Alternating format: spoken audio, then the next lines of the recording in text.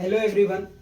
तो आज जो है हम कोई लेक्चर नहीं लेके आ रहे हैं। आज हम जो है कॉमन डिस्कशन करेंगे जो कि कुछ डाउट्स थे एग्जाम के रिलेटेड। तो आइए पहले हम जो है बात कर लेते हैं how to attempt NEET examination या नीट एग्जाम। तो सबसे पहले आपको जो है नीट एग्जाम अटेम्प्ट कैसे करना है, क्या क्या क्राइटेरिया होता है, उसके बारे में जान लेंगे आज।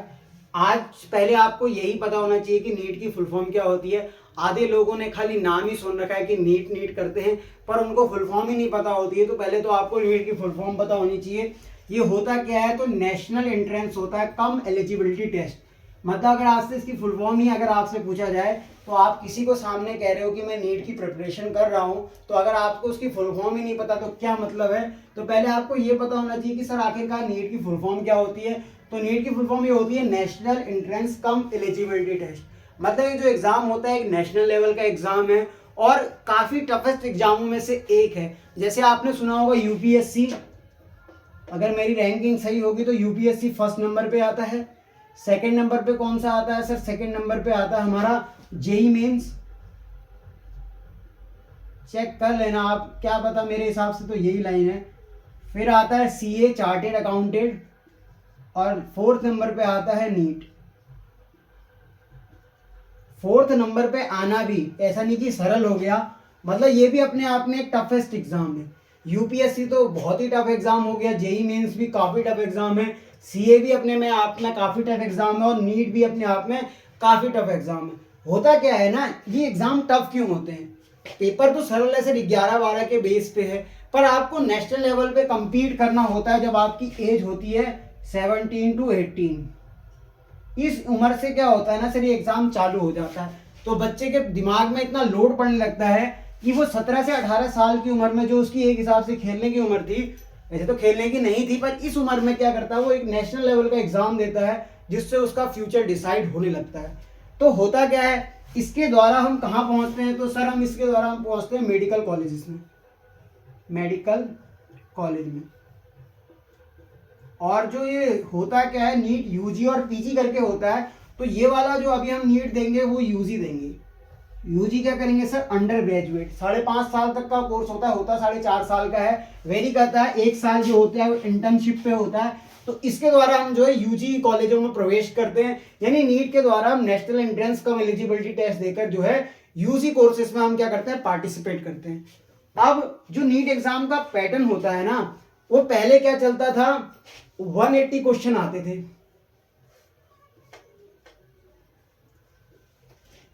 और मिनट कितने मिलते थे सर? 180 मिनट मिलते थे।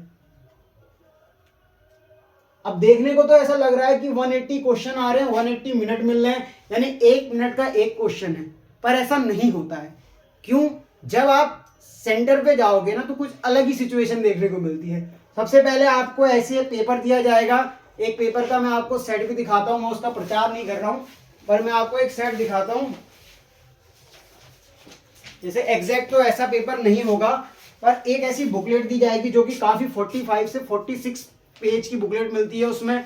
ये तो मतलब ऐसा पेपर है कि इसमें एक ही लैंग्वेज लिखी गई है इंग्लिश में, पर वहां पर कैसा मिलता है सर? बाइलिंगुअल पेपर मिलता है। मेरे पास नीट के कुछ प्रीवियस ईयर पेपर भी हैं, तो बाइलिंगुअल पेपर मिलता है सर, दोनों लैंग्वेज में होता है, हिंदी और इंग्लिश में। और उसके अंदर क्या होता है ना, ऐसे OMR डली होती है।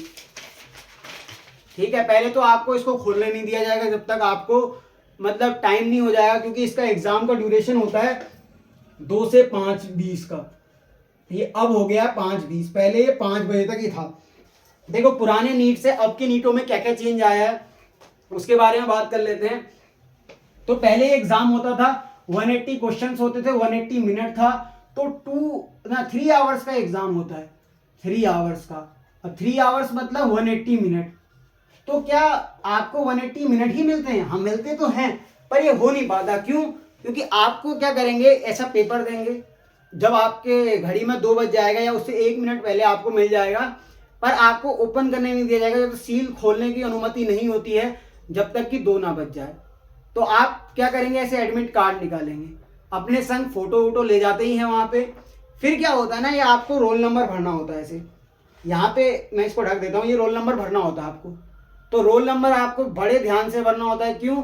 क्योंकि इसी पे आपकी कॉपी चेक होने बनती है। अगर आपने रोल नंबर ही गलत लिख दिया तो फिर पेपर देने का कोई फायदा ही नहीं बनता है, क्योंकि OMR में आपको गलती नहीं करनी, वहाँ व्हाइटनर जैसी सुविधाएं नहीं होती है। तो सबसे पहले आपको रोल नंबर भरना होता है। फिर यहाँ पे देखो क्या दिया है, declaration by the candidate, I declare that I have attempted this paper with the, क्या लिखा है, मैं पढ़ लेता हूँ इधर पे, honesty and I have not used any unfair means. फिर बोल रहा है signature with running hand writing. आपको जो सिग्नेचर करने होते हैं ना वो रनिंग हैंड राइटिंग में करने होते हैं, ऐसे, मतलब ऐसे नहीं कि आप ऐसे आराम से अपना नाम लिख रहे हो, ऐसा नहीं, वहां पर आपको रनिंग हैंड राइटिंग में ऐसे ऐसे करके साइन करने, मतलब तेजी से करना है, ऐसा नहीं कि स्लो में।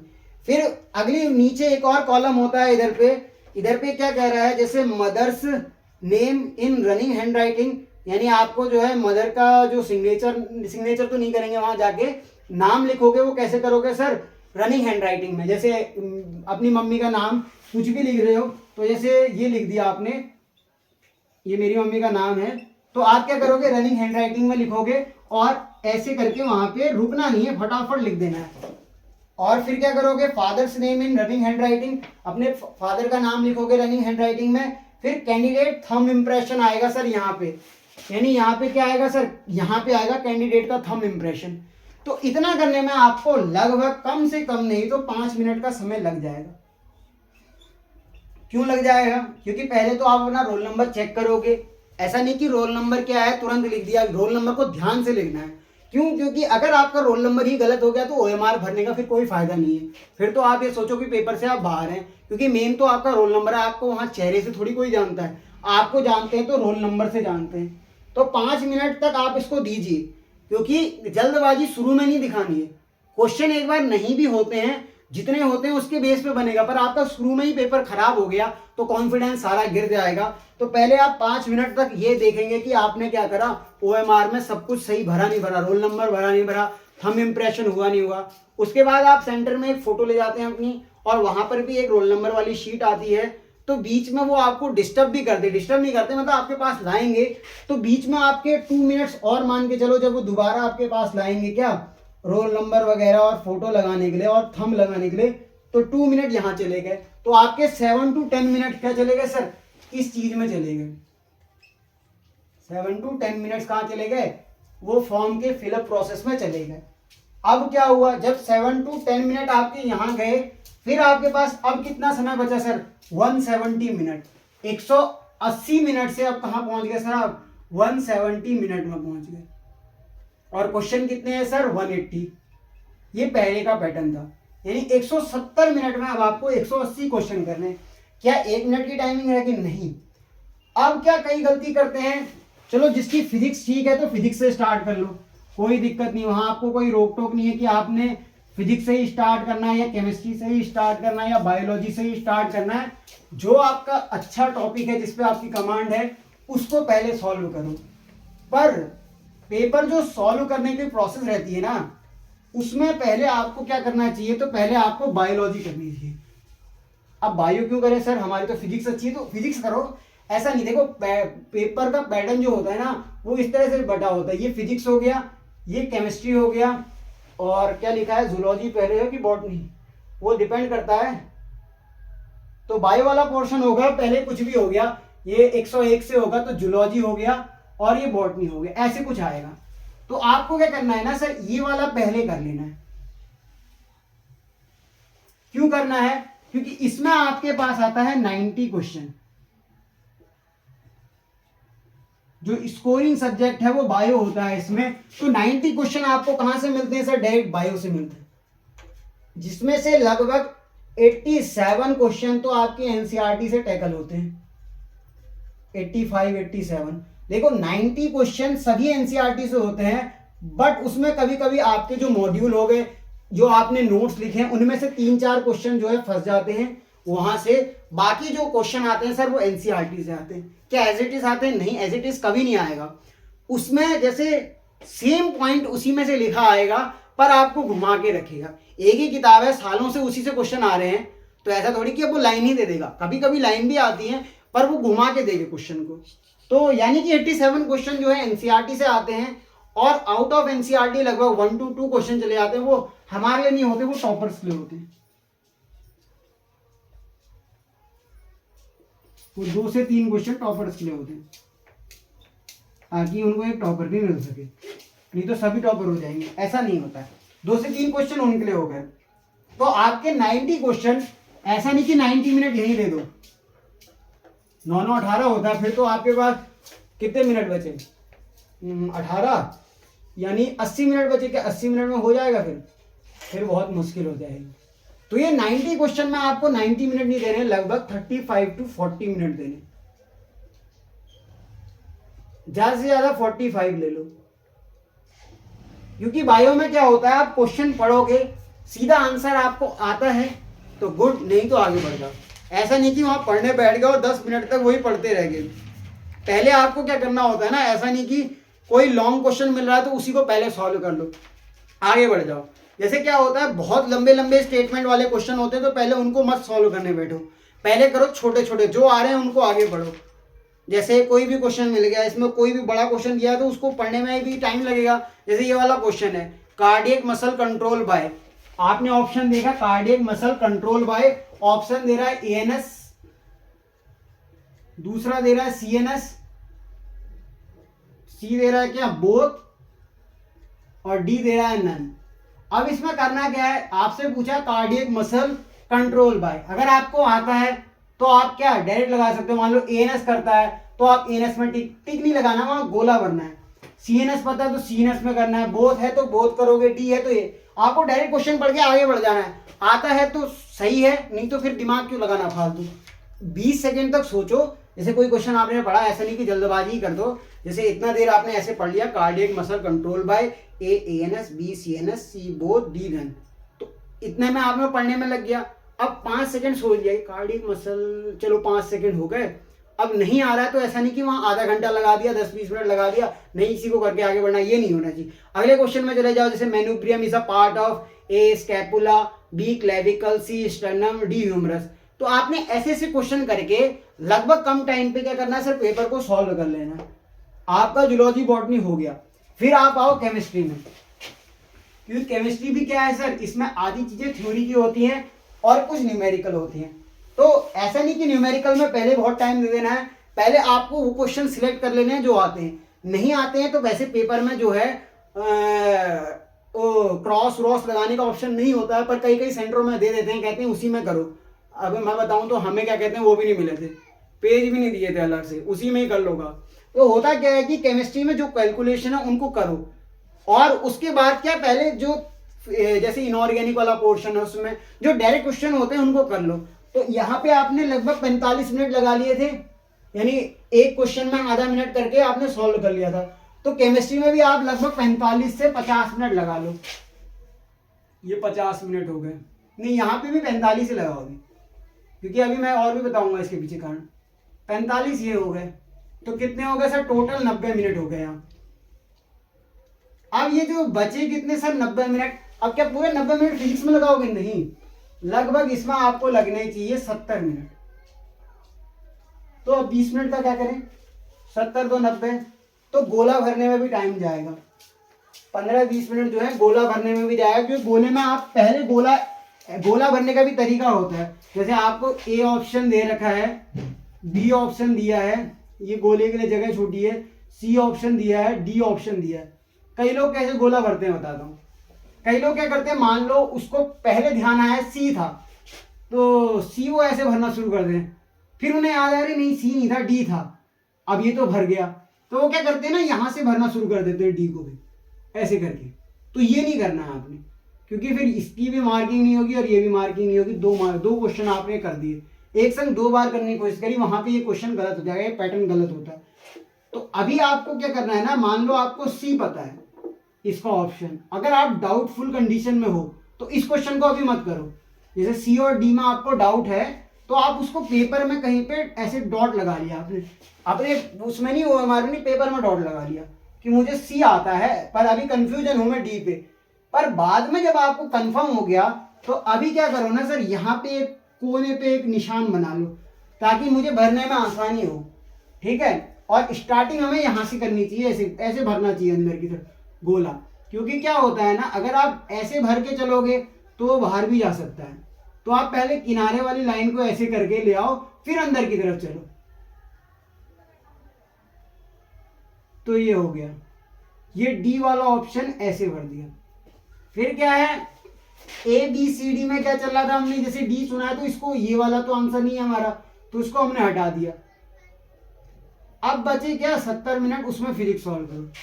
अब वो नहीं बन रहा है, अब सवाल नहीं आ रहे हैं, तो पहले लगभग 35 मिनट 40 मिनट में तो आप वो क्वेश्चन कर लो जो बिल्कुल आपको आ रहे हैं, मतलब लाइन टू लाइन हो जा रहे हैं, फिर टाइम लगाना शुरू करो। फिर आपके कुछ बायो में भी क्वेश्चन छूटे होंगे, आपने ऐसा थोड़ी कि 45 मिनट में 90 क्वेश्चन कर लिए होंगे। मान लो आपने यहाँ 50 क्वेश्चन ही करे थे, तो आप फिर से अपने उस सेक्शन में वापस जाओ। ये इसीलिए मैं कह रहा हूँ यहाँ 40 मिनट ही लगाओ, 40 से 45 मिनट यहाँ भी लगाओ, 50 मिनट लगाओ। अब बचे 20 मिनट, तो 20 मिनट में आप 10 मिनट क्या करो, फिर से वो सारे क्वेश्चन पढ़ो एक बार, और फिर लास्ट के 10 मिनट में गोला करना शुरू करो, नहीं तो बहुत देर हो जाएगी। पर अब क्या कर दिया ना, अब 3 घंटा 20 मिनट कर दिया। 200 क्वेश्चन तो आते हैं, पर वो 200 करने नहीं होते, उसमें से 180 करने होते हैं। तो होता क्या है, अब कैसे आता है, अब डिवाइड होता है ना, ये जूलॉजी बॉटनी केमिस्ट्री फिजिक्स, ये खुद में भी डिवाइड होता है आगे, सेक्शन ए सेक्शन बी करके। तो क्या होता है, जैसे आपको फिजिक्स का पोर्शन मिला, तो आप उसमें क्या करोगे, क्वेश्चन नंबर दे रखा होगा आपको, क्वेश्चन नंबर ऐसे चलेंगे, जैसे फिजिक्स वाला पोर्शन है तो ये चलेगा क्वेश्चन नंबर, तो ऐसे से चलेगा 001 002, क्योंकि ये 200 तक क्वेश्चन जाएंगे ना। और ये केमिस्ट्री वाला पोर्शन है तो ये 51 से कुछ चलेगा, ऐसे चलेगा क्वेश्चन नंबर, ऊपर ऐसे यहाँ पे क्वेश्चन नंबर लिख दिया और नीचे 51 ऐसे कुछ चलेगा। तो ये वाला एक हिस्सा होता है, ये सेक्शन ए का होता है। शुरू का हिस्सा क्या है सर, सेक्शन ए। यहां पे भी एक सेक्शन ए होगा, इस तरह चलता जाएगा। वो सेक्शन ए ऐसे लिखा होगा। तो सेक्शन ए में 35 क्वेश्चन आपको मिलेंगे, किसमें, फिजिक्स में। सेक्शन ए में केमिस्ट्री में आपको कितने मिलेंगे, 35 क्वेश्चन मिलेंगे। सेक्शन ए में जूलॉजी में कितने क्वेश्चन मिलेंगे सर, 35 क्वेश्चन मिलेंगे। सेक्शन ए में बॉटनी में कितने क्वेश्चन मिलेंगे, 35 क्वेश्चन मिलेंगे। तो देखो हो कितना गया, 35 70 70 140, मतलब आपको 140 क्वेश्चन तो पहले ऐसे मिलेंगे जो कंपलसरी हैं, यानी इनको आपको छोड़ना नहीं है, इनमें आपको करना ही है। यहाँ पे आपको सेक्शन ए में कोई भी ऐसा ऑफर नहीं दिया जाएगा कि आपको जो है ये क्वेश्चन छोड़ सकते हो, ऐसा नहीं होता है। फिर जो सेक्शन बी आता है ना, वो 15 क्वेश्चन का होता है, इधर से ऐसे बनेगा सेक्शन बी। सेक्शन बी जो बनता है, ये सेक्शन ए होता है, फिर सेक्शन बी होता है। तो सेक्शन बी इस तरह से चलेगा। उस सेक्शन बी में क्या मिलेगा आपको, यहाँ पे आपको 36 क्वेश्चन से जाओगे, और 36 से आप जाओगे कहां तक, 50 तक। तो उन 15 में से आपको जो है 10 अटेम्प्ट करने होते हैं। कोई भी 10 अटेम्प्ट कर सकते हो, ऐसा नहीं कि आपको जो है लाइन से ही 10 आते हो, ऐसा नहीं करना है। जैसे आपको 36 आता है, आपने 36 अटेम्प्ट कर दिया, फिर आपको 37 नहीं आता, छोड़ दो, 38 पे जाओ, 38 कर लिया। 39 नहीं आता, छोड़ दो, 40 पे जाओ। अब 42 43 नहीं आ रहा तो 45 पे जाओ, 44 पे जाओ, ऐसे करना। ऐसा नहीं कि शुरू के 10 करने, ऐसा नहीं। उसमें आपके पास चॉइस होती है लास्ट के 15 क्वेश्चन में कि आपको पहले कौन से करने हैं। अगर आपके शुरुआत में ही 10 हो जाते हैं तो ठीक है, वही 10 कर लिए। पर नहीं होते हैं ना, तो आपको जो है क्या करना होता है सर, अलग अलग चुनना होता है। अब क्या हुआ, इस सेक्शन बी में आपने मान लो 11 क्वेश्चन कर दिए, 11 हो गए, गलती से 10 करने थे, 11 कर दिए, आपको आते थे सब, मतलब सभी आते थे, आपने 11-12 कर दिए। तो अब ऐसा नहीं कि आपके 10 सही हैं तो वो 10 चुन लेगा, ऐसा नहीं। मान लो आपने 12 क्वेश्चन कर रखे हैं, आपके 10 सही हैं उसमें से, और 3 तो छोड़ दिए, वो तो आपको नहीं आ रहे थे, छोड़ दिए। पर आपने 12 कर दिए कि वो खुद 10 चुन लेगा, ऐसा नहीं होता है। फिर वो ये गिनती गिनेगा, शुरू के जो 10 होंगे उनको लेगा। मान लो आपने शुरू तक 9 कर रखे, 10 कर लिए थे, और नीचे से आपने वो 11-12 वाले सही करें, तो उनको काट देगा, क्योंकि उनकी नंबर ही नहीं होगी। आपने जो ऊपर 10 अटेम्प्ट किए थे उनको मान लेगा। फिर क्या करेंगे, जैसे आप केमिस्ट्री में जाओगे तो सेक्शन बी आपको 86 क्वेश्चन से मिलेगा, लगभग 100 का, तो उसमें आपको शुरू के 10 करने हैं। फिर जूलॉजी में जाओगे 136 से 150 के बीच में, उसमें से 10 करने हैं। फिर बॉटनी में जाओगे तो 186 से 200, तो आपको उसमें से 10 करने हैं, कोई भी। तो ये आपका क्वेश्चन पेपर कितने का हो गया सर, 3 घंटे 20 मिनट का अब आपको टाइम मिलता है। मतलब कि जो पेपर की ड्यूरेशन है वो 2 बजे से 5:20 की होती है। तो अब क्या है कि 200 क्वेश्चन कर दिए हैं और 200 मिनट कर दिए, ठीक है, 200 मिनट। अब क्या हुआ, फायदा ये तो हुआ कि 200 क्वेश्चन मिल दिया, पर इसमें अब उसमें एक खेल हो गया। क्या खेला हो गया? खेला ये हुआ कि जो लास्ट के सेक्शन बी वाले होते हैं ना, उसमें देखना आपको ऑप्शन इतने लॉन्ग लॉन्ग मिलते हैं। मैं सेक्शन ए वाले क्वेश्चन तो थोड़े बहुत सरल देते हैं ताकि आप पढ़ सकें, पर सेक्शन बी में आपको हो जाता है। सेक्शन बी में क्या करता है, इतने ऑप्शन लंबे दे देगा। जैसे क्या दे दिया, find out the incorrect statement about the circulatory system. तो पहले आपको तो करेक्ट स्टेटमेंट दिमाग में होना चाहिए, तभी तो इनकरेक्ट निकालोगे। तो इनमें 3 करेक्ट होंगे, 1 इनकरेक्ट होगा।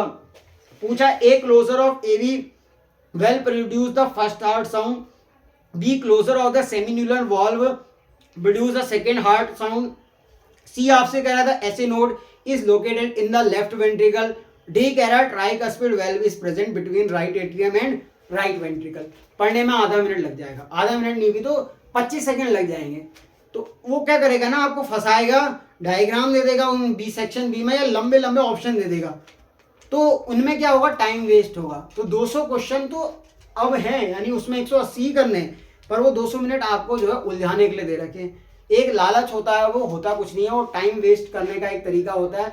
उसमें से आप ये मान के चलो कि जो 200 मिनट में से आपका 20 मिनट किस में चला जाएगा सर, वो फॉर्म वाली जो मैं प्रोसेस बताया था, रोल नंबर और रोल नंबर के बाद क्या कहते हैं आपके जो सिग्नेचर हैं, और बीच में वो एक बार एग्जामिनर आते हैं, चेकिंग करने आते हैं, एक बार देखते हैं, तो वहाँ पे होता है। इसीलिए क्या होता है, वहाँ पे जीन्स जो है अलाउ नहीं होती पेपर में।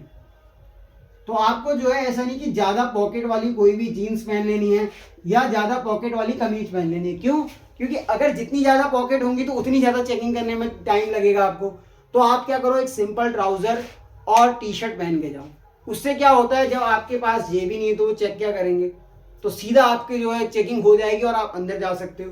अब मान लो कि वो बंदा उसी की जीन्स पहन के जा रहा है, उसमें 5 जेब है, तो पहले तो वो 5 जेब चेक करनी पड़ेगी। कमीज पहन के जा रहा है, उसमें 3-4 जेब बने डिजाइन वाली है, तो उनको चेक करना पड़ेगा। तो इतना सब फालतू चीजें क्या करना है, सिंपल एक टी शर्ट पहन ले जाओ, प्लेन टी शर्ट हो, और क्या हो, एक ट्राउजर या पैजामा जो कह सकते हो वो पहन के चले जाओ। और हवाई चप्पल या फिर जो नॉर्मल चप्पल होते हैं उनको, क्योंकि जूते वहाँ पे सॉक्स वाले अलाउ नहीं होते, कि सॉक्स और जूते पहन के जा रहे हैं तो वो अलाउ नहीं होते हैं। फिर क्या हुआ कि जो 180 मिनट बचे थे उसमें पेपर सॉल्व करना है। वही आपके पास section A, section B, section C, C तो नहीं आता है, ए बी में सब डिवाइड होंगे। फिर क्या होगा कि अगर जैसे मैंने पहले बार में क्या गलती कर दी थी, जो सेक्शन बी में से 5 ही क्वेश्चन कर रहा था, 5 छोड़ने थे। मैंने क्या सोचा 5 करने हैं, और वहां पहले अटेम्प्ट में क्या गलती करके आया था कि 5 ही अटेम्प्ट किए थे उसमें से। बाकी मतलब पहला पेपर तो मुझे कुछ पता ही नहीं था। मैं पेपर जब पहली बार करने गया था तो मुझे कुछ भी पता नहीं था, क्योंकि मैं उस टाइम कोई भी कोर्स नहीं ले रखा था। तो उसमें क्या कर रहा था कि मैं पहले 5 कर रहा था। फिर दूसरी बार सोचा अच्छा पेपर देंगे। उसमें हुआ क्या कि ऐसा हो गया सेकंड वाले में कि पेपर थोड़ा सा टफ बना था, लेंथी बना था, टफ नहीं बना था, लेंथी बना था, तो सारे क्वेश्चन पढ़ ही नहीं पाया। तीसरा अटेम्प्ट में मेरी तबीयत खराब हो गई थी। तो उसमें क्या हुआ कि मैं जिस दिन पेपर देने गया था, मैं 11:15 में सेंटर में पहुंच गया था। 11:15 से लेकर पहले तो 2 बजे तक इंतजार करना था पेपर कब मिलेगा। उसके बीच में बुखार की एक टैबलेट भी खा रखी थी मैंने। फिर उसके बाद 2 बजे पेपर मिला और हमें छोड़ा गया 6:25 पे। पेपर तो खत्म हो गया था पहले ही, पर बहुत टाइम लगा दिया। तो उसमें क्या हुआ कि इतनी देर बैठने के बाद वहां पे नींद आने लग गई, तो वो पेपर जो है खराब होने लग गया और बिगड़ गया मामला। तो धैर्य बनाए रखना है। और क्या होता है, कभी कभी जो क्वेश्चन पहले आता है उसी को करना चाहिए, और उसमें क्या करना चाहिए ना, एक मार्क बना लेना चाहिए। क्योंकि बाद में जब आप वापस उस क्वेश्चन में लौटते हो और आपने मार्क नहीं बना रखा है तो आप भूल जाओगे कि आपने कौन सा क्वेश्चन करना था या कौन सा नहीं करना था। तो इन सब चीज़ों पर ध्यान रखना है। अब जो नीट में अपर एज लिमिट हटा दी गई है, यानी अब जो है आप बुढ़ापा अवस्था तक पेपर दे सकते हो। मतलब जब तक आपके उसमें जान है तब तक जान है, मतलब तब तक पेपर दे सकते हो। पर एक उम्र के बाद फिर एग्ज़ाम देना बंद हो जाता है, क्योंकि फिर जो है वो अपने को देखेगा कि तैयारी करेगा। तो क्या होता है कि ऐसे, और ये देखो इसमें कुछ नोट भी लिखे हुए हैं, do not open this booklet until you asked to do so. मतलब जब को आपको कहा ना जाए तब तक आपको जो है ये बुकलेट को ओपन नहीं करना होता, क्योंकि ये सील्ड होती है। और इसमें क्या होता है सर, अगर आपने पहले कुछ ओपन करने की कोशिश करी तो आपको क्या कहते हैं सजा भी मिल सकती है। और वहाँ पे चेकिंग तो होती है, सब कुछ होता ही है। तो टाइम से सेंटर पे जाना होता है और एक दिन पहले अपनी सेंटर को चेक कराना होता है, या एक दिन पहले अगर आपका सेंटर दूर पड़ रहा है तो एक दिन पहले ही चेक कर लिया जाता है कि हमारा सेंटर कहाँ पे है, उसकी लोकेशन देख के आ जाओ। और उस दिन पैनिक नहीं करना होता है, क्योंकि ये एग्ज़ाम जो है साल में एक बार होता है, इसलिए टफ हो जाता है। जैसे जेई मेंस तो अपने आप में एक टफ एग्जाम है, पर मेंस भी 2 अटेम्प्ट मिलते हैं उसमें, पर इसमें सिर्फ एक ही अटेम्प्ट मिलता है। अगर आपका उस दिन खराब है तो पूरा साल खराब हो गया, और अगर दिन अच्छा है तो पूरा साल बन गया। पर अगर जिस दिन मान लो बाई चांस उस दिन आपका दिन खराब है तो पूरा साल बिगड़ जाता है, क्योंकि पूरे साल की मेहनत किस में डिपेंड करती है, वो 3 घंटे पे, वो 3 घंटे 20 मिनट पे, और वो 3 घंटे 20 मिनट ही डिसाइडिंग फैक्टर बन जाते हैं उस दिन के। तभी जो है नीट के एग्ज़ाम को कराने के लिए 2 अटेम्प्ट मांगे गए थे, पर एनटीए सबसे अलग है, वो अलग ही चलता है। तो 2 अटेम्प्ट उसने नहीं माने, उसने कहा सिर्फ एक ही अटेम्प्ट हम देंगे। अगर 2 अटेम्प्ट होते ना तो प्रेशर कम हो जाता। क्यों कम होता? पहला अटेम्प्ट मान लो खराब भी हो गया होता तो उसके पास ये उम्मीद होती कि दूसरे अटेम्प्ट में करेंगे। तो आधे बच्चे इसी डर से अपना पेपर खराब कर देते हैं कि एक ही अटेम्प्ट है, यानी पूरे साल का डिसीजन एक ही दिन पे है, तो कई टेंशन अपने दिमाग में ले आते हैं उस दिन, तो ये पेपर खराब होने के चांसेस बढ़ जाते हैं। तो अगर 2 अटेम्प्ट होते तो थोड़ा प्रेशर रिलीज होता कि पहला अटेम्प्ट अगर खराब हो गया तो सेकेंड अटेम्प्ट देंगे। तो पहले होता था कि 2 अटेम्प्ट मिलते थे मेंस, और क्या कहते हैं वो प्री टाइप के करके बना था नीट जो है, 2 अटेम्प्ट में होता था। नीट के बाद जो है एम्स का भी एग्जाम होता था, तो कई लोग खाली नीट ही देते थे, एम्स नहीं देते थे, क्योंकि एम्स का पेपर थोड़ा हाई लेवल का बनता था, तो एम्स के लिए कुछ अलग ही बच्चे चुनते थे। पर अब सब कुछ इसी पर डिपेंड हो गया, नीट पर एक कॉमन एग्जाम कर दिया गया है। अब अगर इसमें नहीं होता है तो एक इसका जो सेकेंड भाई ऑप्शन आ रखा है वो CUET UG करके है। तो CUET UG क्या हुआ सर? ये कॉमन यूनिवर्सिटी एंट्रेंस टेस्ट है। इसमें क्या होता है ना, CUET में भी क्या होता है, हमें कोर्सेज ऑफर मिलते हैं, इसमें भी नर्सिंग वगैरह आ जाती है, और क्या आती है कहते हैं डी फार्मा के ब्रांच इसमें खोलने को मिलते हैं। और नीट के अलावा भी कई सारे कोर्सेज हैं जो आप कर सकते हैं। जैसे कि अगर मान लो आपका नीट में नहीं होता है सिलेक्शन, तो पहला तो जो नीट से जो सबसे फेमस ब्रांच है जिसको सब पसंद करते हैं, जो सबका ड्रीम होता है, वो क्या होता है सर? MBBS, जो सबको चाहिए पर सबको मिलेगा नहीं, सीट लिमिटेड है। उसके बाद आप कहाँ जा सकते हैं? डेंटिस्ट। देखो डेंटिस्ट एक सेफ जॉब भी है, क्योंकि आजकल सबसे ज़्यादा कौन सी प्रॉब्लम हो रही सर? दांतों की। पर डेंटिस्ट लोग बनना नहीं चाह रहे, क्यों? क्योंकि वो लोग सोचते हैं कि सिर्फ हम दांत को ही देखते रह जाएंगे। ऐसा नहीं होता, कई सारे ऑपरेशन या सर्जरी भी परफॉर्म करने को मिलती है डेंटिस्ट में भी, क्योंकि अगर आपका एक जबड़ा काट गया तो फिर न्यूरो सर्जन थोड़ी ठीक करने आएगा, वो करेगा तो वही कि जबड़ा टूट गया आपका, तो न्यूरो सर्जन थोड़ी आएगा, सिर का दिमाग का नसों का डॉक्टर थोड़ी आएगा, या फिर क्या कहते हैं गैस्ट्रो वाला डॉक्टर थोड़ी आएगा कि मैं जो है जबड़ा ठीक कर रहा हूँ, तो आएगा तो डेंटिस्ट ही ना, या कोई और आएगा। तो पर ये MBBS वाले के बाद ही डेंटिस्ट तो आया। डेंटिस्ट नहीं मिलता है तो आप जाइए BAMS, आयुर्वेदिक करो। BAMS नहीं मिलता तो BUMS ऑप्शन है, फिर BHMS। अब ये भी नहीं मिल रहा तो आओ B फार्मा, ना पहले नर्सिंग में चले जाओ। उससे पहले गर्ल्स में तो नर्सिंग कर ही लेना चाहिए कम से कम, ये किसी स्टैंडर्ड के हिसाब से नहीं, मैं अपने हिसाब से बता रहा हूँ आपको किस में जाना चाहिए, वो तो आपके ऊपर डिपेंड करता है। नर्सिंग के बाद आप जाओ B फार्म, B फार्म भी नहीं मिला तो आप जाओ D फार्म। ये 2 साल का होता है, डिप्लोमा कोर्स है, 2 क्वेश्चन नहीं 2 साल का होता है, 2 ईयर का। तो ये भी एक अच्छी अपॉर्चुनिटी होती है, आप D फार्मा कर लोगे, उसके बाद आप क्या कहते हैं जॉब पा सकते हो, अच्छी जॉब होती है D फार्मा से भी। और D फार्मा करके आप अपना मेडिकल खोल लो, या फिर क्या कहते हैं आप ऐसा मेडिकल खोल के साथ में आप अपनी छोटी डिस्पेंसरी चला लो। तो B फार्मा D फार्मा भी अच्छी जॉब है, पर मैं नहीं जाना चाहता था क्योंकि मुझे जो है MBBS ही जाना था, पर मेरा हो नहीं पाया। तो क्या कर रहे हो, D फार्मा में मेरी ठीक ठाक रैंक थी, D फार्मा में मेरी आई थी 26 रैंक आई थी D फार्मा में, और मैं ये पेपर खाली ऐसे ही देने चला गया था, मुझे पता नहीं था मैंने ये डी फार्मा का फॉर्म भरा था बी फार्मा सोच के, और मुझे पता भी नहीं था कि मेरी 26 रैंक आ जाएगी, क्योंकि पेपर बहुत सरल आता है, बहुत ही ज़्यादा सरल आता है। तो मैंने तो इसका रिजल्ट भी नहीं देखा था, जिस दिन काउंसलिंग थी उस दिन रिजल्ट देखा था। तो मैंने खाली अब उसकी स्क्रीनशॉट रख ली कि मेरा भी पेपर निकला था। तो इसमें 26 रैंक थी, और बी फार्मा में मुझे याद है मेरी थी 2600 कुछ थी, ऐसे 6 थी, ये तो बहुत ही कम रैंक थी, 2664 कुछ थी। अब मेरे उसमें क्या ऑप्शन था ना, मैंने तो रैंक ही नहीं देखी। जब बी फार्मा का देखा मैंने सोचा मेरी रैंक 0 है। क्या था, रिजल्ट था वो रैंक लिखा था और आगे डैश करके कुछ नहीं लिखा था, रैंक यहाँ लिखी थी, ऐसे कुछ लिखी थी। तो मैंने सोचा यार रैंक वाला डिब्बा तो खाली है, यानी यहाँ तो रैंक ही नहीं, मेरी कोई रैंक ही नहीं आई है। पर एक्चुअली में वो ये रैंक थी जो कि बहुत अच्छी नहीं थी, शायद इतनी ही कुछ थी 2664 या 2600 कुछ। नीट में तो बहुत ही कम थी, नर्सिंग में मैं जाना नहीं चाहता था, और आयुर्वेदिक भी मुझे नहीं मिल रहा था, ये भी नहीं मिल रहा था, ये भी नहीं मिल रहा था, ये भी नहीं मिल रहा था।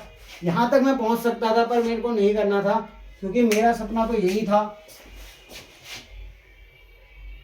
जो अभी भी सपना ही है खैर, पर क्या पता। तो ये यहाँ पे पहुँचने के लिए बहुत मेहनत करनी पड़ रही है। इसमें भी कैटेगरी वाइज चलते हैं तो जनरल की कट ऑफ सबसे ज़्यादा जाती है, फिर ईडब्ल्यूएस की, साथ में ओबीसी भी कहीं दूर नहीं रहती, पास ही में आती है। फिर पता नहीं एसटी है या एससी, उसका मुझे नहीं पता, पर ये पता है कि जनरल में आपको कम से कम 600 तो मार्क्स लाने ही हैं। वो डिपेंड करता है कि किस स्टेट में कितनी कट ऑफ जा रही है, पर आपको 600 नहीं, आपको 620 से अगर आपके आते हैं तो आपको जो है एक सीट मिलने की चांसेस होती है, गवर्नमेंट सीट। क्योंकि प्राइवेट सीट इतनी महंगी हो जाती है ना कि पहले तो आपको सीट लेनी पड़ेगी, सीट अलॉट होगी, फिर आपके जो पर ईयर की फीस होगी वो इतनी ज़्यादा होगी कि आप सुनकर गिर भी सकते हैं, बेहोश भी हो सकते हैं आधे लोग। तो वो तो प्राइवेट सेक्टर की फीस जो है 80 लाख से 1-1 करोड़ तक भी जाती है। होता सेम कोर्स ही है, बट वहाँ के जो पेशेंट होते हैं वो थोड़े हाई फाई लेवल के आते हैं। तो प्राइवेट सेक्टर में क्या होता है कि पर पेशेंट को डील करना होता है, गवर्नमेंट सेक्टर में क्या होता है आपको मरीज तो दबा के मिल जाते हैं, तो आपकी प्रैक्टिस बहुत अच्छी होती है। पर अच्छा आपको देखा जाए तो गवर्नमेंट ही रहता है, क्योंकि गवर्नमेंट में एक तो मरीजों की कमी नहीं रहती, वहाँ पे आपको गवर्नमेंट हॉस्पिटल में दवा के मरीज देखने को मिलते हैं। इतने मरीज होते हैं कि डॉक्टर कम पड़ जाते हैं। अगर आप देखा जाए क्या डॉक्टर पूरे हैं जितने हमें चाहिए? नहीं, अभी भी डॉक्टरों की इतनी कमी है कि अगर अभी भी 3-4 लाख लोगों को ले लिया जाए ना तब भी डॉक्टर कम ही पड़ेंगे। इसीलिए जो है सीट इंक्रीज भी हुई है। आप देख रहे होंगे बच्चे जिस तरह से बढ़ते जा रहे हैं, नीट की सीट भी इंक्रीज होती जा रही है। कारण क्या है कि जनसंख्या इतनी तेजी से बढ़ रही है, तभी रिप्रोडक्टिव हेल्थ वाला चैप्टर पढ़ो, जिसने नहीं पढ़ा है अभी भी पढ़ो, क्योंकि हम भी उसी से एज में आ रहे हैं जिस समय क्या हो रहा है सर, हम किशोरावस्था में आ चुके हैं कब का। अब हम जो है एक कोर्स की तरफ जाएंगे, फिर हमारे अंदर भी क्या होगा सर, अभी हार्मोनल चेंजेस तो हो रहे हैं, फिर क्या होगा कि हमारी भी शादी होगी। उसमें क्या होगा कि आपको बर्थ कंट्रोल वाले मेथड आपने पढ़ने चाहिए, क्योंकि रिप्रोडक्टिव हेल्थ काफ़ी इंपॉर्टेंट टॉपिक है। आप देख रहे होंगे कि शुरू में नीट की जो पेपर देने वाले थे वो बहुत कम थे। जब मैंने फर्स्ट अटेम्प्ट दिया था तो शायद 18 लाख थे, ये 70 लाख लोगों ने अपीयर किया था। फिर अगले साल ही कुछ 80 लाख हो गया था, और इस वाले अटेम्प्ट में 20 लाख कुछ हुआ था। तो अब इतने लोग सब पेपर देने नहीं आते, पर 18-19 लाख तो फिर भी पहुंच ही जाएंगे। अब 20 लाख लोगों ने भरा है तो अब ये इस साल 22 जा सकता है, हो सकता है अगले साल 24 हो जाए, 25 हो जाए। तो लगातार जनसंख्या बढ़ रही है, तो इसमें भी एग्जाम जो है बढ़ रहे हैं, मतलब कंपटीशन टफ होता जा रहा है। ऐसा नहीं कि आपको कंपटीशन 25 लाख लोगों से ही लड़ना है, आपको एक सीट चाहिए, और वो एक सीट आपको अपनी कंफर्म करनी है। सर 1 सीट चाहिए हमें वो 25,000 सीट थोड़ी चाहिए, एक सीट चाहिए। पर उस एक सीट के लिए भी आपको जो है कम से कम 3 से 4 लाख लोगों के बीच में कंपटीशन करना पड़ेगा, क्योंकि वो 3 से 4 लाख बच्चे ऐसे होते हैं ना, जो आपने देखा होगा कि जब दूध से दही बनती है और दही से जब हम मट्ठा बनाते हैं, यानी छाछ बनाते हैं जिसे, तो जो मलाई वाला पोर्शन होता है वो ऊपर आ जाता है और पानी पानी नीचे बहता है। तो वो क्रीम जो होता है ना सर, वो 2 से 3 लाख बच्चे क्रीम है ऊपर की, और हम पानी है सर, मैं भी पानी हूँ, क्योंकि मेरा भी कोई स्कोर आ ही नहीं रहा। कितनी भी कोशिश कर लो, स्कोर जो है मेरा इतना कम रहता है कि मैं सिलेक्शन के पास तो कहीं नहीं पहुंच पा रहा हूँ। आपको मैं बता दूं कि झूठ बोल के कुछ फायदा नहीं है, मेरा स्कोर काफ़ी कम है। मैं पढ़ा रहा हूँ वो बात अलग है, पर मेरा स्कोर इतना कम है कि मुझसे ज़्यादा स्कोर करने वाले भी मुझसे पढ़ रहे होंगे, क्योंकि मैं पेपर इतना बेकार करके आता हूँ ना, इसका कोई हिसाब नहीं। मैं उस दिन सब भूल जाता हूँ। जैसे अभी जो मेरे लेक्चर देख रहे होंगे, हो सकता है उनका स्कोर मुझसे भी ज़्यादा होगा, मुझे तो बताने में भी अच्छा नहीं लगता है। तो जब आपका अपना एग्ज़ाम क्लियर हो जाएगा तो बताना। मेरे मार्क्स रियल में बहुत कम आते हैं, किसी भी टेस्ट को मैं देने जाता हूँ तो मैं बहुत बुरा करके आता हूँ, ये मुझे पता है। तो झूठ बोल के कोई फ़ायदा नहीं होगा। मैं कह दूँ मेरे बहुत अच्छे मार्क्स थे, मैं सिलेक्शन के बिल्कुल पास था, और किसी कारण से मेरा रह गया, तो ये बिल्कुल गलत बात है। कोई फ़ायदा नहीं होगा उसको बता के। मैं एग्ज़ाम के सिलेक्शन के पास वाले में भी नहीं पहुंच पाया था, बस मैं क्वालिफाई कर लेता हूँ। ये है कि मैं 3 बार पेपर देने गया, मैं फेल नहीं हुआ, क्वालिफाई कर लिया, पर क्वालिफाई में कोई सीट नहीं मिलती आपको। आप एलिजिबल हो जाते हो, आपको प्राइवेट सीट मिलेगी, पर उतना पैसा नहीं है भाई, सच बात है, उतना पैसा नहीं है। गवर्नमेंट सीट चाहिए तो आपको इतने मार्क्स तो लाने ही पड़ेंगे, पर प्राइवेट सीट के लिए तो बिल्कुल पैसा नहीं था, इतना पैसा होगा भी नहीं कि हम 1-1 करोड़ रुपए पे कर पाएँ। तो क्या करना है, मैं सच बता रहा हूँ, कोई मार्क्स इतने ज़्यादा नहीं थे, कम ही थे और बहुत कम थे, पर आपको अपनी तरफ से मेहनत करना है कि हम ज़्यादा नंबर ला सकें। क्योंकि मैं कह रहा हूँ कि आपको ज़्यादा लाने हैं, पर आप कहेंगे आप तो खुद भी नहीं लाए थे, तो क्या हो गया, अब तो होगा ही नहीं, सिलेक्शन नहीं होगा उससे। पर आपको लाने पड़ेंगे, क्यों? क्योंकि अगर आपको एग्ज़ाम देना है तो नंबर तो चाहिए, क्योंकि सीट उतने में ही मिलेगी। कल भी उतने में थी, आज बढ़ गई है, लगातार बढ़ते जा रही है, पर पेपर अब टफ हो जाता है, तो कंपटीशन तो है ही। उससे क्या होता है ना, स्कोर कम हो जाता है तो कम रैंक में मिल जाता है। पहले क्या था, 520 540 में भी सीटें मिलती थी जनरल कैटेगरी में, पर अब जो है मुश्किल हो गया है। अब 500 तो भैया क्या कहते हैं, ओबीसी को भी सीट नहीं मिल रही है 500 में। तो 500 में अब OBC, EWS, economically weak sector वालों को भी सीट नहीं मिल रही है। उसके लिए भी आप देखो 600, आप देखना कोई कट ऑफ में ज़्यादा अंतर नहीं होता है। अब बिल्कुल नीचे वाली कट ऑफ में तो चलो थोड़ा बहुत अंतर हो जाता है, पर आप देखो ये जनरल की लाइन और ईडब्ल्यूएस की लाइन, ओबीसी की लाइन, ये लगभग पास हैं, सिर्फ 2 से 3 नंबर का ही अंतर होता है। मैं ये नहीं कह रहा कि क्या कहते हैं वो वाला सेक्टर में जो नंबर कम आ रहे हैं, पर वो सेक्टर को अभी मेहनत की जरूरत है। क्यों? क्योंकि उनके पास संसाधनों का अभाव है। ऐसा नहीं कि जो जनरल वाले होते हैं उनके पास सारे संसाधन होते हैं, नहीं होते हैं, कईयों की हालत और भी बुरी होती है। पर यह है कि उस सेक्टर में अभी ग्रोथ करने की जरूरत है, और वहां से अभी कम बच्चे, और अभी देखना कि सबसे ज़्यादा बच्चे वहीं से निकल रहे हैं, पर वो अब काफ़ी ग्रोइंग सेक्टर बनता जा रहा है। तो हमें क्या करना है, ऐसा नहीं देखना है कि हमें आरक्षण मिल रहा है तो क्या कहते हैं उसका फ़ायदा क्या कहते हैं हम ले रहे हैं, पर दूसरा बच्चा रह जा रहा है। नहीं, उन्होंने भी मेहनत की है भैया। ऐसा नहीं कि आपको आरक्षण के बेस पे सीट मिली, कोई कहता है कि मुझे आरक्षण के बेस पे सीट मिली है तो गलत है, क्योंकि 500 नंबर भी वो ला रहा है और आरक्षण के बेस पे सीट मिल रही है, तो 500 नंबर की मेहनत नहीं करी क्या उसने? उसने कितने क्वेश्चन सही करे होंगे? एक क्वेश्चन 4 नंबर का होता है, ठीक है, 500 आ रहे हैं, 520 कुछ ऐसे 500 आ रहे हैं मान लो, तो ये कितना हो गया, 4 एकम 4 और 1 बचेगा, 4 दूनी 8, 2 बचेगा, 4 पंजे 20, तो ये कट के लगभग 125 क्वेश्चन तो सही किए। तो मेहनत नहीं थी या मेहनत थी।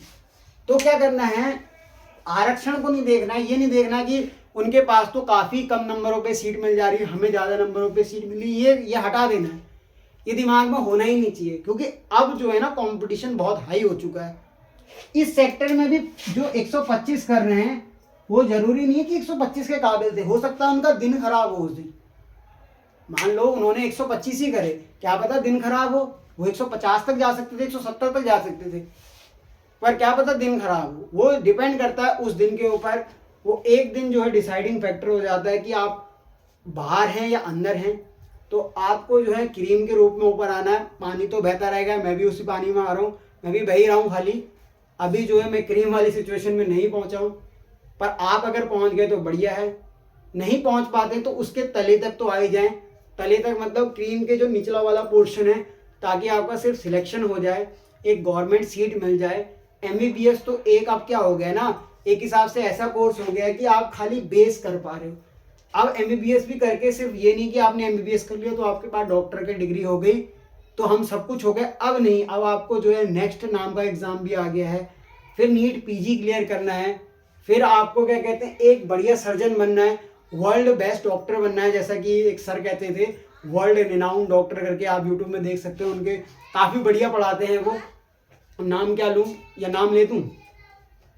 सचिन सर से पढ़ा आपने, डॉक्टर सचिन कपूर सर से, बहुत बढ़िया पढ़ाते हैं वो।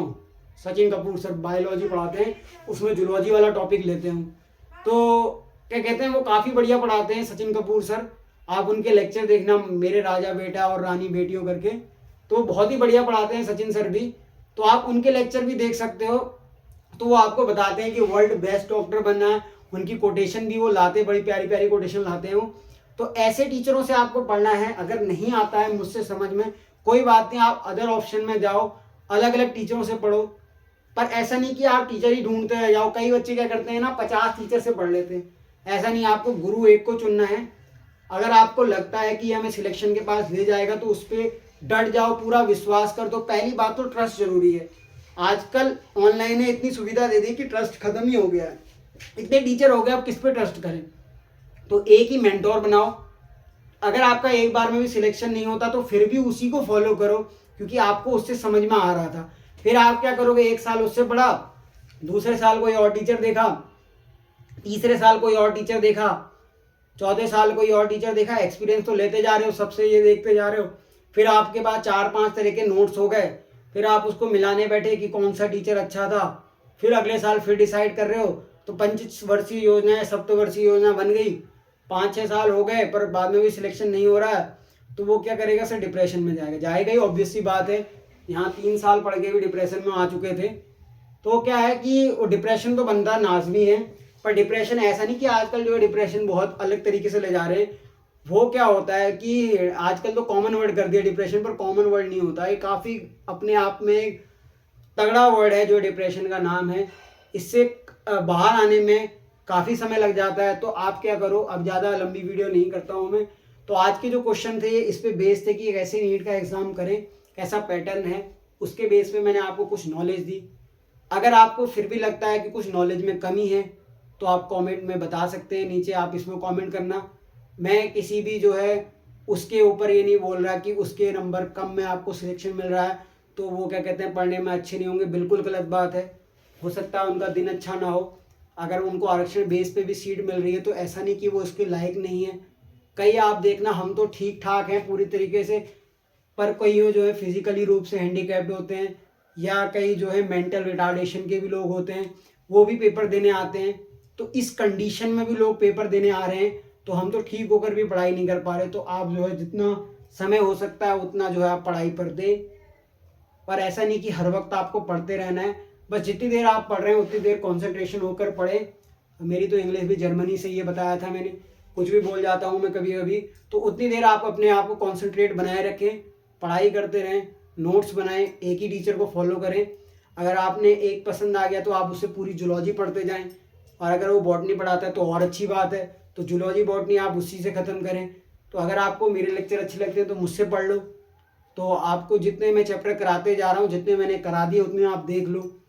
अगर मुझसे पसंद नहीं आता तो मैंने आपको बता दिया, सचिन कपूर सर भी काफ़ी अच्छा पढ़ाते हैं, और भी कई सारे टीचर हैं। आप अलग अलग प्लेटफॉर्म पे जाके सर्च कर सकते हो। अब मैं बताने लग गया तो इतने टीचर बता दूंगा जिसका कोई हिसाब नहीं, क्योंकि मैंने भी काफ़ी टीचरों से पढ़ा है, और सब एक से एक टीचर हैं, बहुत ही बढ़िया बढ़िया टीचर हैं, उम्दा टीचर हैं। फिजिक्स के भी काफ़ी अच्छे टीचर हैं, केमिस्ट्री के भी काफ़ी अच्छे टीचर हैं। तो आप उनसे देखें लेक्चर और अपने नोट्स बनाइए, पढ़ाई करते रहें। All the very best, bye bye. अगर आपको कोई अभी और भी दिक्कत लगती है, कुछ पैटर्न रिलेटेड समस्या है, तो मैं उसको सॉल्व करने की कोशिश करूँगा। थैंक यू लेक्चर में बने रहने के लिए। Bye bye.